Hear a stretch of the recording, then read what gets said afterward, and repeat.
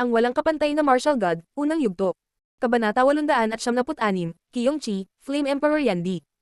Ang mga galaw ng matanda ay napakabagal ngunit kailangan ni Lin Feng na pag-aralan ang mga ito ng maayos.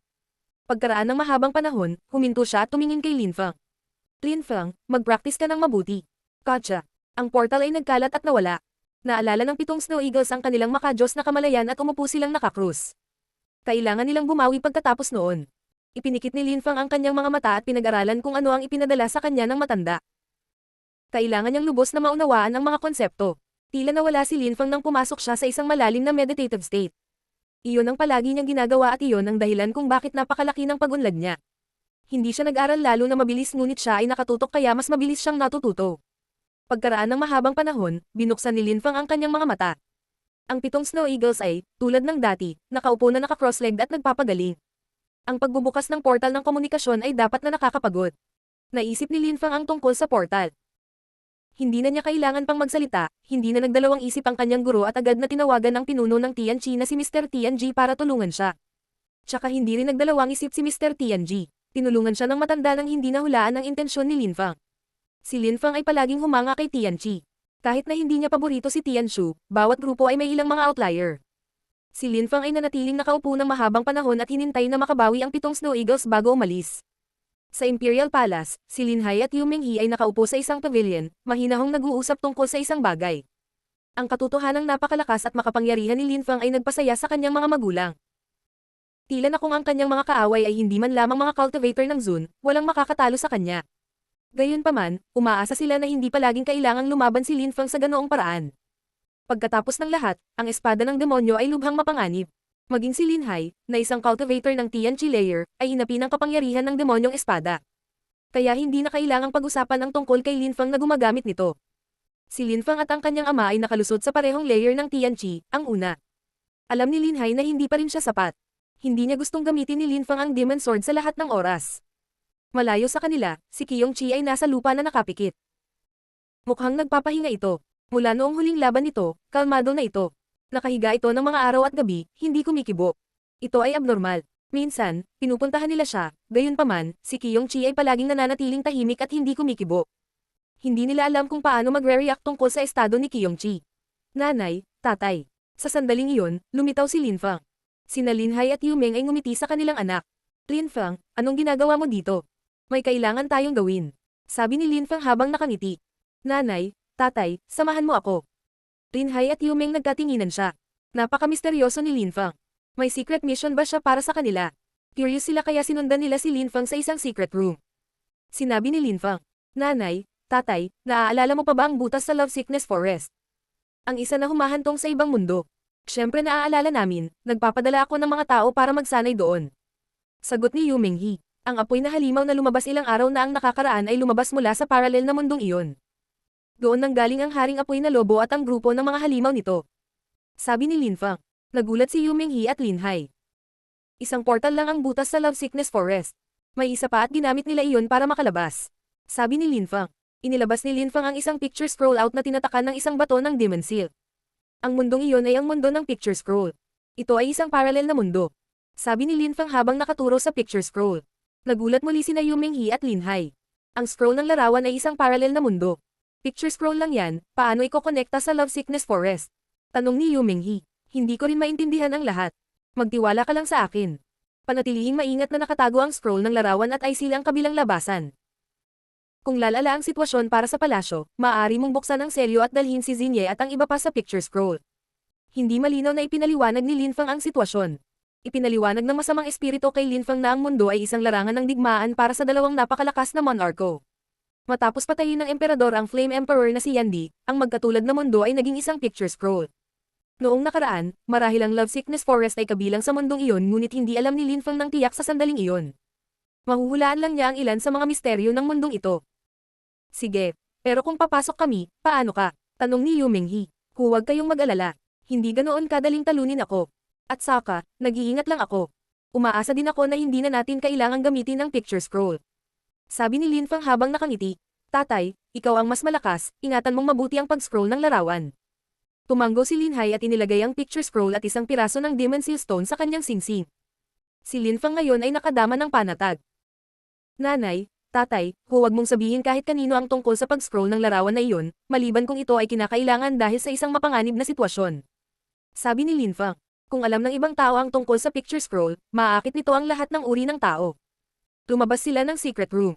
Lumangalinga si Lin Feng sa paligid at nakita si Qiyongqi. Pinuntahan siya ni Lin Feng ngunit parang hindi alam ni Qiyongqi na naroon si Lin Feng. Nakapikit ang mga mata nito at nakahiga. Tayo na, malamig na sabi ni Lin Feng. Narinig ni Qiyongqi si Lin Feng at binuksan ang mga mata nito, ngunit mukhang hindi ito interesado. Sumama ka sa akin. Malamig na sabi ni Lin Feng at nagsimulang umalis. Gayunpaman, hindi gumalaw si Qiyongqi. Huminto si Lin Feng at lumingon. Mukhang galit siya. Sabi ko sumama ka sa akin, hindi mo ba ako narinig? Kumikislap ang naglalakihang mga mata ni Qiyongqi at dahan-dahan itong tumayo. Dinala ni Lin Feng si Qiyongqi sa isang kahanga-hanga at maningning na palasyo. Nakarating sila sa isang magandang silid na may mga kahanga-hangang dekorasyon. Tumingin si Lin Feng kay Qiyongqi, malamig at nagulat siya. Alam mo ba kung bakit kita dinala dito? Malamig na tanong ni Lin Feng. Tumingin si Qiyongqi kay Lin Feng at umiling. Noon, laging kasama ko si Qiyongqi. Ang kaluluwa nito at ang akin ay maaaring magsama, kontrolado ko ito ng buo. Dahan-daang sabi ni Lin Feng. Ito sa ilang kadahilanan ay nagulat kay Qiyongqi. Hindi pinansin ni Lin Feng ang reaksyon nito at nagpatuloy sa pagsasalita. Gayunpaman, hindi nagtagal, tumigil kami sa pagiging malapit. Ang sinasabi ko ay nasira ang kaluluwa ni Qiyongqi. Nakatitig si Qiyongqi kay Lin Feng, ang mga mata nito ay halos magmukhang tao. Malamig na sinabi ni Lin Feng. Si Yandy ay nakakagulat na naganyong tao para lokohin ako. Ang walang kapantay na martial god, unang yugto. Kabanata 877, Insane Great Emperor. Nang marinig ni Qiyongqi si Lin Feng, tumayo ito at lumitaw ang apoy sa katawan nito. Nagtaas ng kamay si Lin Feng at sa isang iglap, lumitaw ang isang maliit na gintong tao. Tanong ni Lin Feng. Evil Spirit, sabihin mo sa akin kung Yandy yan o hindi. Sumimangot ang munting gininto ang tao at mukhang takot na takot. Isa nga itong bahagi ng nasirang kaluluwa ni Yandy at higit pa doon, tila minana nito ang lahat ng dating pag-aari ni Yandy. Angkinan nito ang lahat ng mayroon si Yandy at higit pa. Talaga, sabi ng masamang espiritu sa utak ni Lin Feng. Malamig na tumango si Lin Feng. Noong nakipaglaban si Lin Feng sa Divine Waters, tinulungan siya ni Qiyongqi bilang isang lookout. Matapos patayin ni Lin Feng ang Firewolf King, tumigil si Qiyongqi sa pagreact at hindi na siya gaanong kalapit sa kanya. Alam ni Lin Feng mula noon na si Qiyongqi ay hindi na si Qiyongqi. Dalawa lang ang posibilidad, ito ay isang masamang espiritu o ito ay kung ano ang kinumpirma ng masamang espiritu, si Yandy. Noong una, walang sinabi si Lin Feng para isipin ito ng masamang espiritong espiritu. Dahil alam mong ako ito, ang Flame Emperor, ano ang gusto mong gawin? Sabi ni Qiyongqi, tila mayabang. Biglang nagmukhang malago ang chi nito. Emperor. Tumawa si Lin Feng. Sige, hindi ko akalain na sasabihin ko iyon ngunit ngayon, tatatakan kita. Biglang tumalon si Lin Feng. Sa isang flash, maliwanag na ilaw ang nagliwanag sa silid. Lumitaw ang mga misteryosong marka at damaloy kung saan-saan sa silid. Lumitaw din ang isang walang katapusang bilang ng mga itim na marka. Espiritual na silang teknik. Si Yandy ay natakot. Bigla itong tumayo at kumalat ang malalakas na tunog sa kwarto. Pinalibutan ng mga itim na ilaw ang katawan ni Yandy, na bumabalot sa kanya na parang isang mummy. Maglakas loob kang gumamit ng spirit silang teknik sa akin. Galit na sigaw ni Yandy. Mukhang galit na galit ito na baka matakot ang sinuman. Kahit na si Yandy ay isang sirang espiritu at ginamit ang body capture sa isang hayop, mukhang malakas pa rin ito. Ito ay bahagi ng kanyang kalikasan. Kahit na mas malakas si Lin Feng kaysa kay Qiyongqi, mahirap pa rin para kay Lin Feng na kontrolin siya. Mukhang malamig ang ekspresyon ng mukha ni Lin Feng habang sinabi niya. Hindi ka emperador, isa ka lang walang kwentang hayop, wala nang iba. Maglakas loob ka ba? Napaungol si Qiyongqi. Lumitaw ang apoy at sinimulan nitong punatan ang mga itim na marka. Ibinuka nito ang napakalaking bibig at nagsimulang maglabas ng apoy. Ang Qiyongqi ay isang sinaunang hayop, ang apoy nito ay napakalakas, pati na ang apoy ni Yandy. Tumalon si Lin Feng at ginamit ang kanyang Cosmos Burning Sun technique. Lumitaw ang hindi kapani-paniwalang apoy at sinira ang apoy ni Qiyongqi. Noong nakaraan, napakalakas ni Yandy ngunit ngayon, isa na siyang Zuan level beast. Asar. Galit na sigaw ni Lin Feng.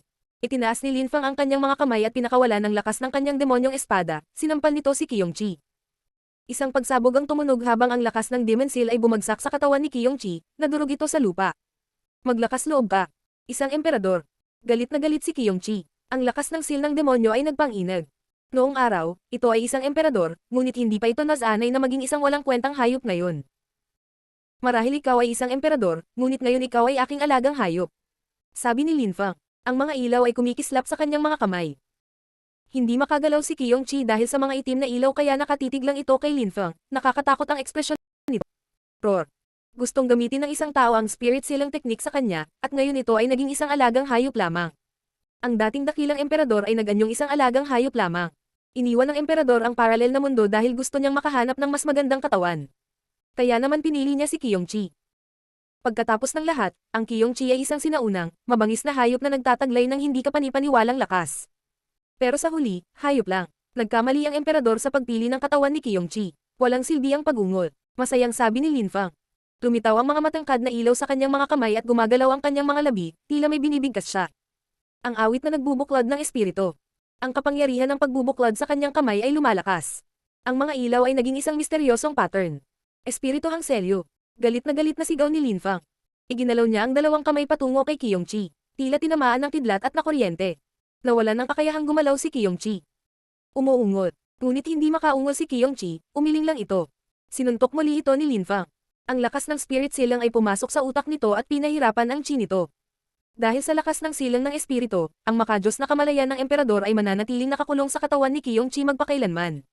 Ito ay halos kapareho ng namamatay, maliban kung balang araw, naging sapat ang lakas ni Kyong-chi upang paalisin si Yandy. Hanggang sa araw na iyon, si Yandy ay si Kyong-chi. Sana mamatay ka na. Si Kyong-chi ay mukhang galit na galit habang nakatitig kay Lin Fang. Nanginag si Lin Fang ngunit mukhang malamig pa rin. Isa ka lang walang kwentang hayop. Sabi ni Lin Fang habang sinuntok niya si Kyong-chi ng lakas ng silang, pinipilit itong yumuko muli. Umuungot. Ang pamamaraan ng pagbubuklad ay nagtagumpay. Tumakbo si Kyong-chi patungo kay Lin Fang na nakabuka ang bibig. Asar ka, sabi ni Lin Fang habang marahas niyang sinisipa si Kyong-chi, kaya lumipad ito palayo. Naglabas si Lin Fang ng malamig na chi. Inisip pa rin ni Yandy ang kanyang sarili bilang isang emperador. Kinailangan itong turuan ni Lin Fang ng leksyon. Muli itong tumakbo patungo kay Lin Fang. Nakaramdam ito ng kahihiyan at kinasusuklaman nito si Lin Fang. Sinuntok ni Lin Fang ang bibig nito na halos matambos si Kyong-chi. Tumakbo si Lin Fang patungo sa kanya at muling sinipa ito. Napaungol si Kyong-chi sa sakit at bumagsak sa pader, nanginginig ng malakas. Naglabas si Lin Fang ng higit pang lakas ng demon silang at muling sinuntok ito. Boom boom boom. Patuloy itong sinuntok ni Lin Fang ng marahas. Nanghihina ang chi nito habang tuluyang nakayuko. Kinasusuklaman nito si Lin Fang ngunit hindi siya makalaban. Emperador, halika, subukan mong patayin ako. Sabi ni Lin Fang habang walang tigil itong sinuntok. Hindi siya nagpakita ng awa. Sa di kalayuan, narinig ng ilang tao ang mga tunog at naisip na binubugbog ni Lin Fang si Kyong-chi. Naglakad pa sila palayo, iniisip kung ano ang ginawa ni Kyong-chi na ikinagalit ni Lin Fang.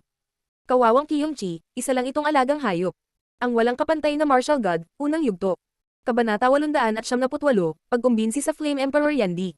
Makalipas ang mahabang panahon, tumigil ang mga tunog. Nakayuko si Kyong-chi at ang chi nito ay napakahina. Parang wala na itong lakas. Tumingin siya kay Kyong-chi at sinabing, Emperor, ililibrero muna kita. Kinamayan ni Lin Fang ang kanyang kamay at lumitaw ang Animal Tower. Sa kabutihang palad, nailagay niya ang kanyang mga hayop sa Snowy Animal Tower. Tumingin si Kyong-chi sa tore ng hayop at naging matigas ang katawan nito. Ang dagwang taong ito ay gustong ay pakulong siya sa tore na iyon. Niyugyug ni Lin Fang ang kanyang Animal Tower na dahan-daang naglabas ng mga enerhiya na gumagalaw patungo sa Kyong-chi, at pinalibutan ang katawan nito. Mananatili ka doon ng ilang araw. Sabi ni Lin Fang. Sa isang iglap, ang tore ng hayop ay naging maliwanag at nagsimulang lunukan si Kyong-chi. Ayaw nitong pumunta. Ito ay isang emperador, hindi hayop. Ngunit, ang tore ng hayop ay isang hindi kapanipaniwalang kayamanan. Kung ito ay sinipsip, tiyak na magiging isang hayop. Nagsimulang magpumiglas si Kyong-chi ngunit masyadong mahina ang chi nito. Pinahirapan ito ni Lin Fang kaya wala na itong lakas para lumaban pa. Binalot ng mga ilaw ang katawan nito na nilamon ng tore. Ang tore ay naging maliit muli at inilagay ito ni Lin Fang. Ang tore ay isang hindi kapanipaniwalang kayamanan na may kakayahang maglaman ng mga hayop sa antas ng tiyan. Maya-maya, pinakawalan ni Lin Fang si Kyong-chi. Ruar. Umungal si Kyong-chi ng malakas. Boom. Sinuntok ito ni Lin Fang at dinurog sa lupa. Muling tumayo si Kyong-chi at malamig na tinitigan si Lin Fang. Gusto niyang mamatay si Lin Fang. Huwag mo akong tignan ng ganyan. Mananatili ka sa akin ng mahabang panahon, siguro magpakailanman. Sabi ni Lin Fang habang nakangiti. Papatayin talaga kita balang araw. Sabi ni Kyong-chi, papatayin nito si Lin Fang, kahit papaano. Well, hintayin natin. Sa ngayon, hindi ka sapat para dyan. Sabi ni Lin Fang na walang pakialam. Yandy, si Kyong-chi ay isang sinaunang, mabangis na hayop at pinili mong tumira sa katawan nito. Pero alaga ko siya. Dapat kitang patayin pero hindi ko gagawin dahil isa kang emperador. Talaga, ibinigay ko sa iyo ang katawan ng aking alaga. Hindi ka naman masyadong naghihirap kaya dapat magpasalamat ka. Boom! Naglabas ng apoy si Kyong-chi. Sinasabi ng maldita na taong iyon na magpasalamat. Gaano katuso si Lin Fang? Itinuring kitang emperador ngayon. Kalimutan na natin na nakaipit ka sa katawan ng hayop. Sabi ni Lin Fang. Gumanti siya ng sarili niyang pag-atake ng apoy na agad na pinatay ang apoy ni Kyung-chi. Masyadong malakas ang chi ni Lin Fang. Nanatiling malamig si Kyung-chi kay Lin Fang. Huwag mo akong tignan ng ganyan. Huwag kang mag-alala, kung makikipagtulungan ka, ituturing kita bilang isang emperador. Magkakasama tayong lalakas at hindi na kita ilalagay ulit sa Animal Tower. Sabi ni Lin Fang sa malumanay na paraan. Dagdag pa niya, dahil magkakasama tayo palagi, magkaibigan tayo. Emperor, turuan mo muna ako ng mga kasanayan sa antas ng tiyan. Kung magiging matatag ako, mas matutulungan kita. Matutulungan kitang maging isang malakas na emperador muli. Nanaginip ka, malamig na sabi ni Kyung-chi. Napakawalan Jia, gusto ni Lin Fang na turuan siya ng mga kasanayan. Paano siya naging walang hiya? Mukhang galit na galit siya sa akin. Is ni Lin Fang. Kahit na ang emperador ay nasa katawan ni Kyung-chi, siya ay naging isang emperador. Sa oras na ito, mayroon lamang siyang mga alaala ng isang emperador. Sabay-sabay tayong umunlad. Isipin kung balang araw ay pareho tayong malakas, hindi tayo magagapi. Malumanay na sabi ni Lin Fang. Walang sinabi si Kyung-chi, nakatitig lang ito kay Lin Fang. Gusto ba ni Lin Fang na lumakas ito habang kinokontrol pa rin ito? Imposible. Nakita ni Lin Fang na hindi nagpapagaan si Kyung-chi, kaya sinabi niya. Halika, hindi mo na ako kailangang turuan ng mga kasanayan. Ngunit sigurado ako na mayroon kang mga hindi kapani-paniwalang makapangyarihan at naiintindihan mo ng lubos ang mga mahiwagang marka. Mayroon akong makapangyarihang mga kaaway at maaari silang dumating anumang oras upang maghayganti. Dapat may solusyon ka para ipagtanggol kami. Sabi ni Lin Fang. Mukhang nagulat si Kyung-chi. Ang kanyang layunin ay protektahan ang kanyang sarili mula kay Shengang. Kung hindi tumulong ang emperador, sayang. Siyempre may mga solusyon ako, hindi misteryo sa akin ang mga misteryosong marka. Pero, ayokong tulungan ka. Malamig na sabi ni Kyung-chi. Kinasusuklaman nito si Lin Fang.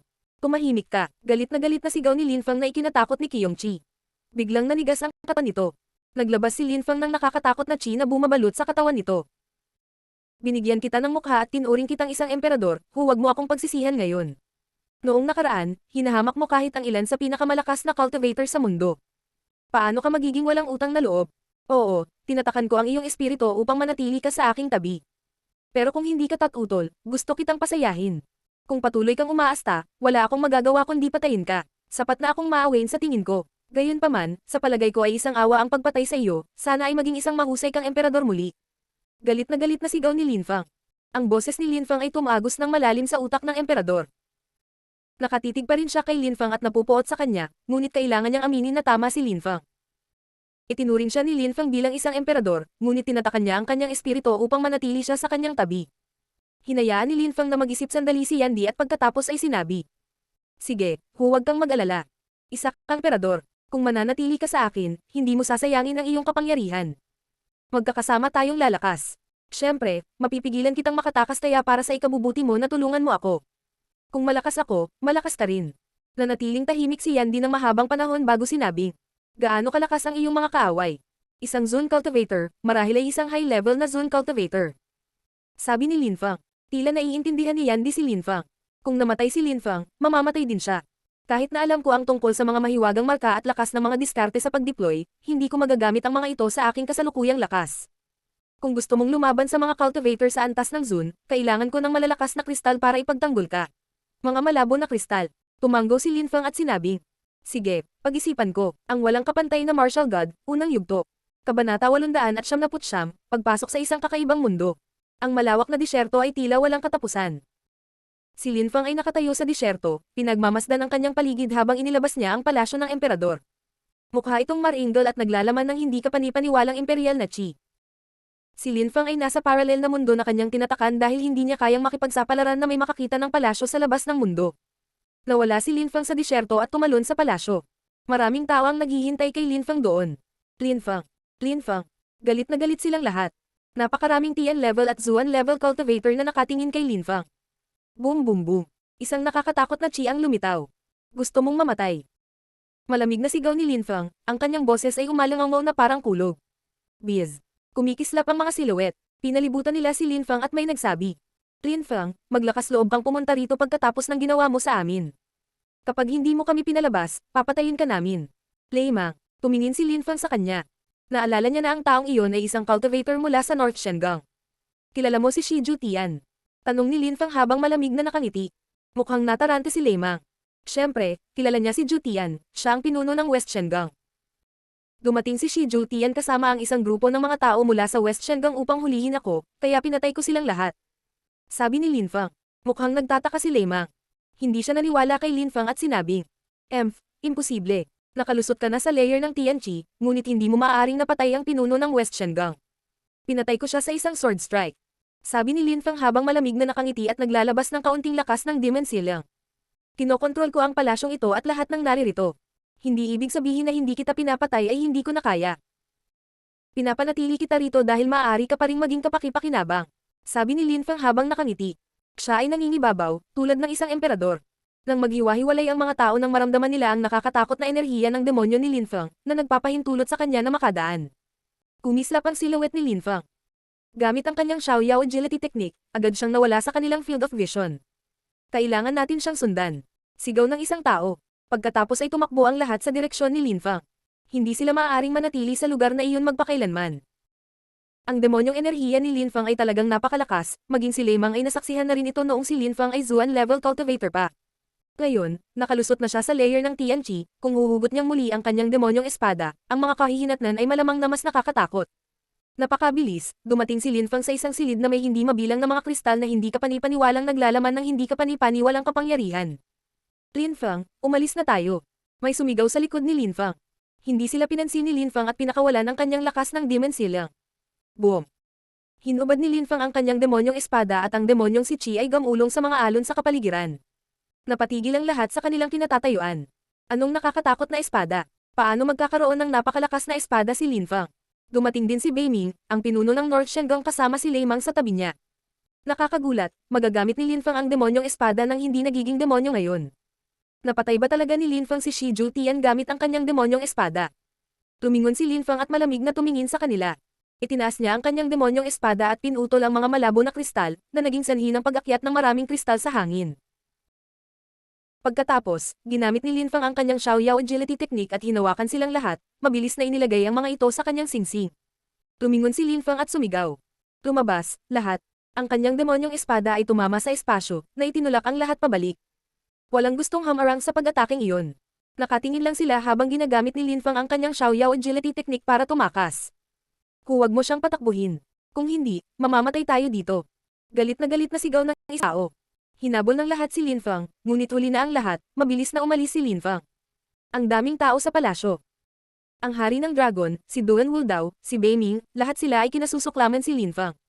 Ang pagkapuot sa kanya ay ang tanging magagawa nila ngayon dahil siya ay mga bilanggo pa rin. Hindi inisip ni Lin Feng kung ano ang nararamdaman ng mga tao sa palasyo. Nakahinga siya ng isang malaking subo ng hangin nang makarating siya sa disyerto. Ang palasyo ng Jade Emperor ay muling naging puso at inilagay ito ni Lin Feng. Marahil ay mayroon siyang sapat na mga kristal para kay Yandy. Umalis si Lin Feng sa paralel na mundo at muli itong tinatakan. Bumalik siya kay Qi at sinabi, narito ang iyong mga malabo na kristal. Alin ang gusto mo, ibigay mo sa akin silang lahat. Maaari kong gamitin ang alinman sa mga ito. Magagawa kong mag-deploy ng isang mahusay na lakas sa alinman sa kanila. Sabi ni Qi na parang may tiwala sa sarili. Kailangan lang ibigay ni Lin Feng sa kanya ang mga tamang sangkap at makakagawa siya ng isang bagay sa kanila. Ngunit hindi kaagad binigay ni Lin Feng ang mga kristal.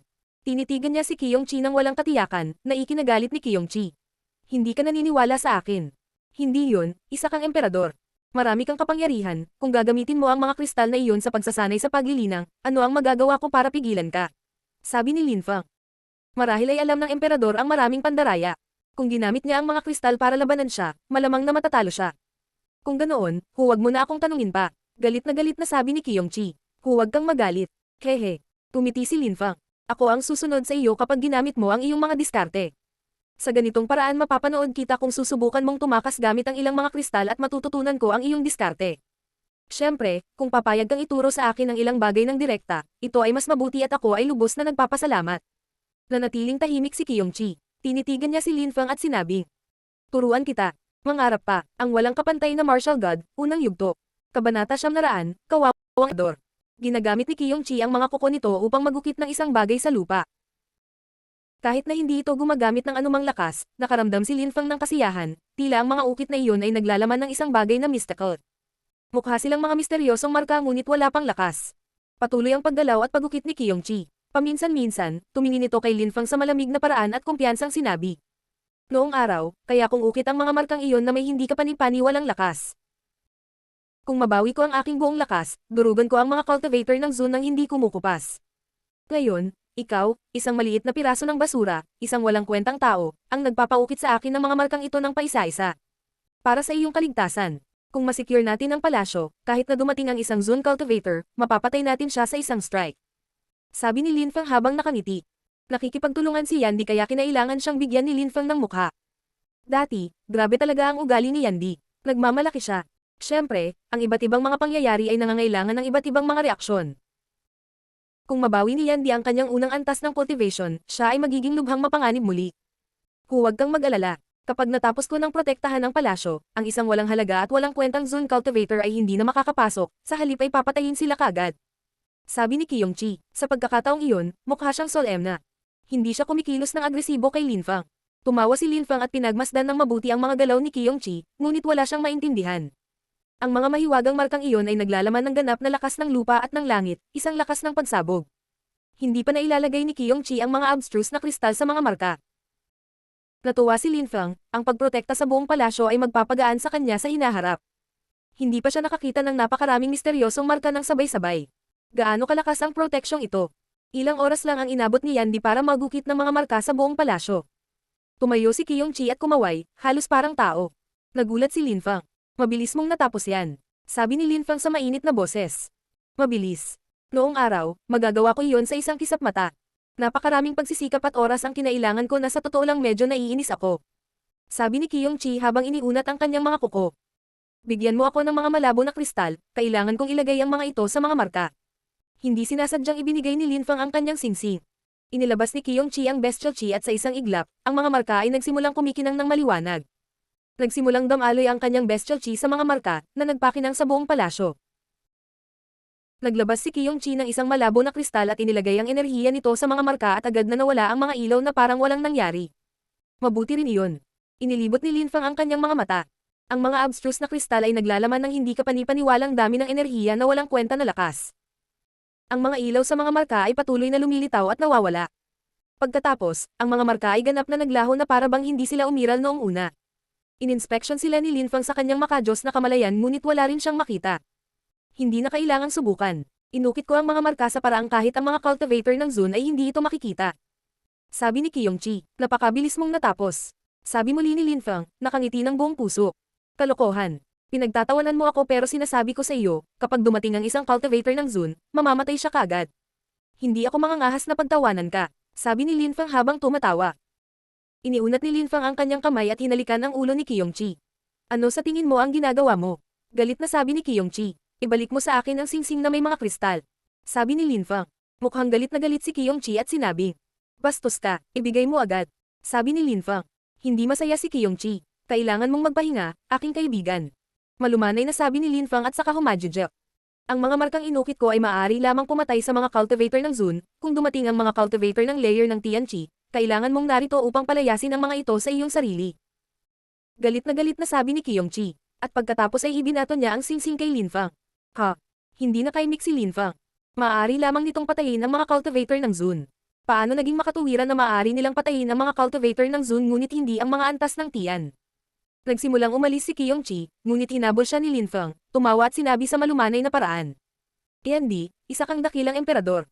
Kung darating ang mga cultivator sa antas ng Tian, sigurado akong madali mo silang matatalo. Asar. Pagmamalaki ni Kyung-chi. Yandy, kung pumunta dito ang mga level cultivators ng Tian at pagbabantaan ka, hindi ba nakakainsulto sa titulo mo? Siguradong kailangan mo silang patayin, tama ba? Yandy. Ang boses ni Lin Feng ay kumalat sa malayo. Medyo naiinis siya, ngunit hindi siya pinansin ni Kyung-chi. Yandy, kung ang mga tao ay pumunta dito para maghayganti, sana ay alagaan mo sila.